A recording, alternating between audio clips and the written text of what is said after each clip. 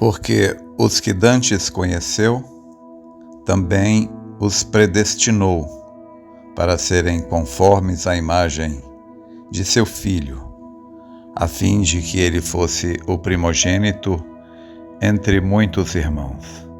E aos que predestinou, a esses também chamou. E aos que chamou, a esses também justificou.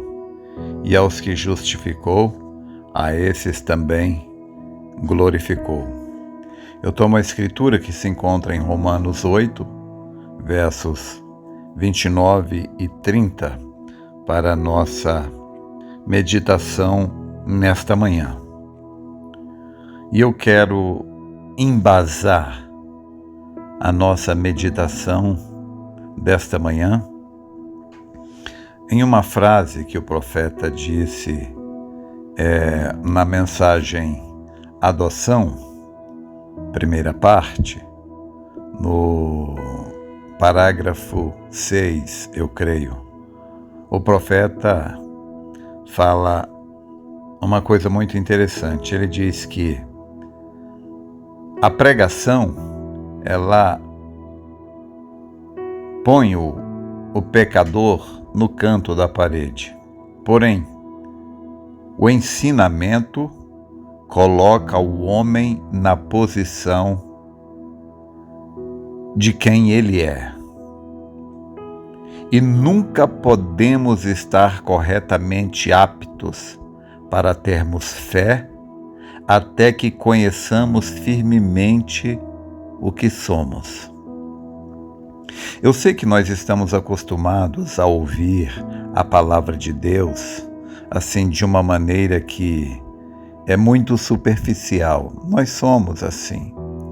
O ser humano, ele está toda a vida, não só o ser humano, todo animal, ele usa o mínimo de energia possível, porque esta é uma lei da sobrevivência. Então, todo animal, ele usa o mínimo de energia possível, preservando a energia o máximo possível para um momento de grande necessidade. Isto é uma estratégia de sobrevivência de todo o reino animal. Por isso, nós damos atenção o mínimo possível para as coisas, porque nós temos que estar alerta a uma série de coisas, e isto é da natureza, é assim que as coisas são. Porém, nós, os seres humanos, somos um tal animal que temos um tamanho poder, entendimento, conhecimento e sabedoria. Nós somos o único animal que é capaz de manipular a nossa própria atenção.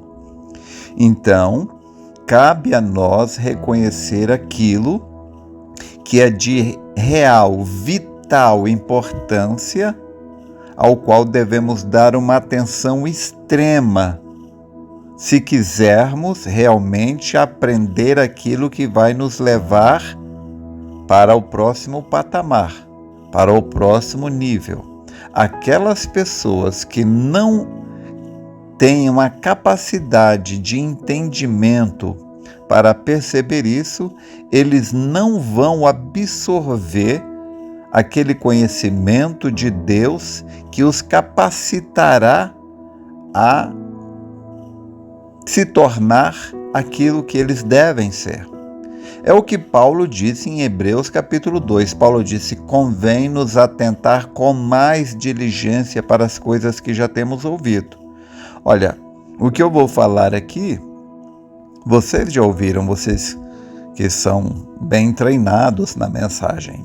Porém, se vocês já ouviram isso, por que eu vou repetir? Eu vou tentar colocar isso de uma maneira, de modo que você receba isto como nunca recebeu, para que você então obtenha um resultado das suas orações a partir de hoje como nunca obteve.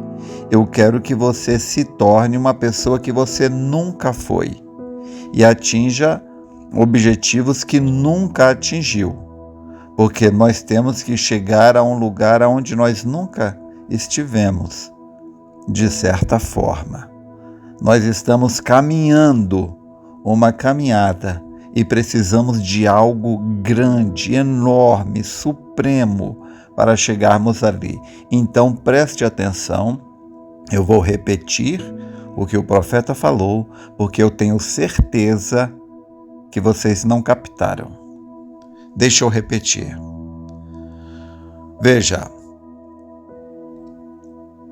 é o ensinamento que coloca o homem na posição do que ele é.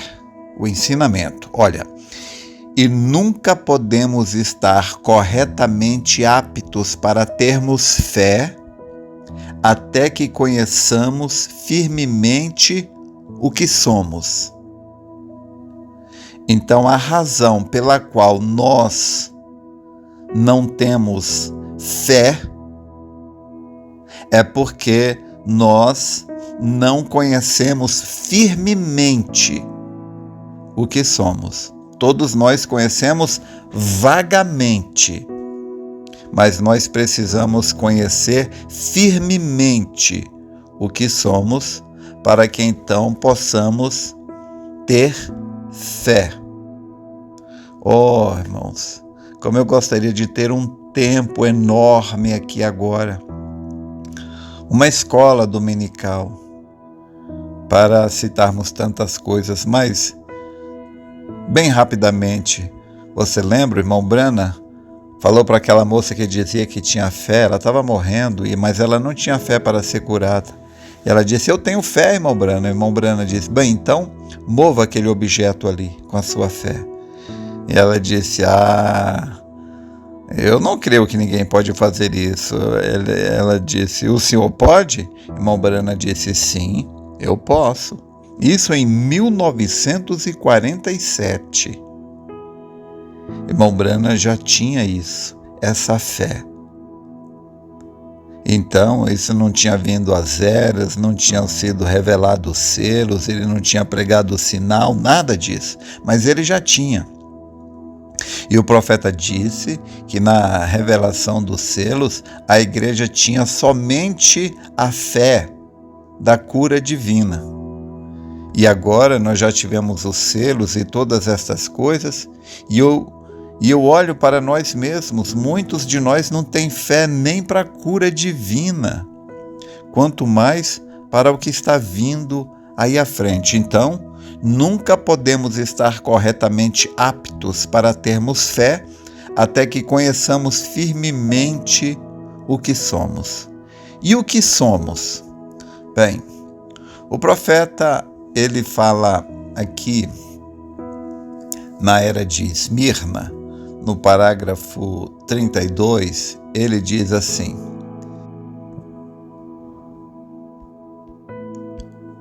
em uma linguagem muito clara, a verdadeira noiva de Cristo estava na mente de Deus eternamente, embora não expressada, até que cada um fosse exposto no tempo designado e decretado. Quando cada membro apareceu, tornou-se expressado e tomou seu lugar no corpo. Assim, esta noiva é a literal palavra falada, a noiva semente. Embora ela seja feminina em designação, ela é também chamada o corpo de Cristo. É muito evidente que ela deve ser chamada assim, porque ela foi predestinada nele. Veio da mesma fonte, era eterna com ele e está agora manifestando Deus em um corpo de muitos membros, ao passo que Deus foi manifestado em um membro, o nosso Senhor Jesus Cristo. Pois bem, aqui estamos chegando a uma conclusão. Como o eterno Logos, Deus, foi manifestado no Filho, e em Jesus habitava corporalmente toda a plenitude da divindade, e este ser eterno era o Pai manifestado em carne, e por esse meio ganhou o título de Filho, assim também nós, eternos em seus pensamentos, por nossa vez nos tornamos os muitos membros da descendente palavra falada, manifestada em carne, e aqueles eternos pensamentos, agora manifestos em carne, são os filhos de Deus, assim como somos chamados. Nós não nos tornamos semente pelo renascimento. Nós éramos semente, e por isso renascemos, porque somente os eleitos podem nascer de novo, porque éramos semente, é a razão de podermos ser vivificados. Em uma não semente, não há nada para ser vivificado. Conserve isto em mente com todo cuidado. Agora tomemos o segundo passo. Redimir significa comprar de volta.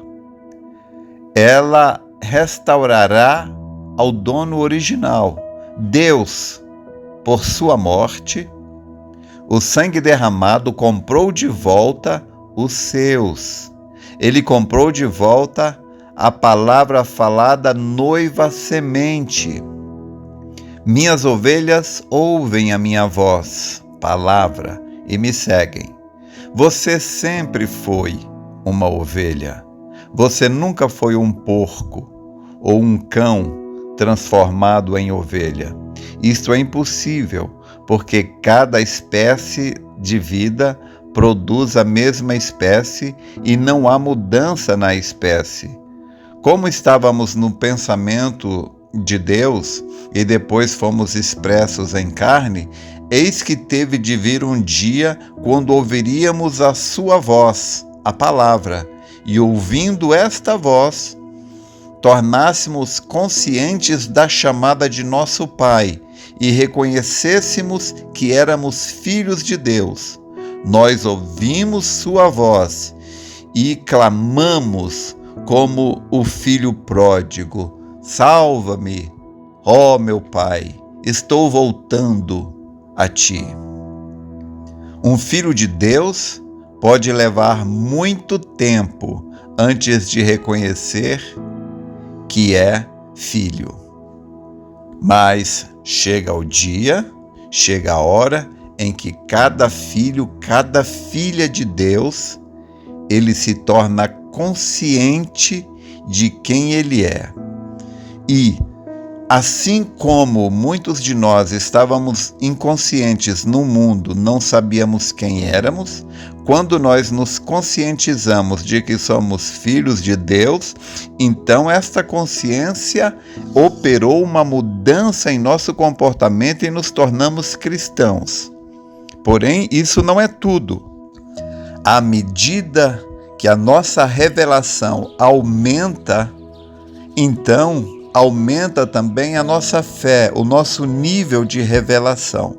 Então, nós somos ensinados pela mensagem que a restauração da palavra traz a restauração do poder.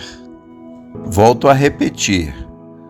Nós nunca podemos estar corretamente aptos para termos fé até que conheçamos firmemente, não vagamente, superficialmente, mas até que conheçamos firmemente o que somos. O profeta diz que Jesus Cristo podia fazer os milagres como ele fazia, porque ele sabia quem ele era.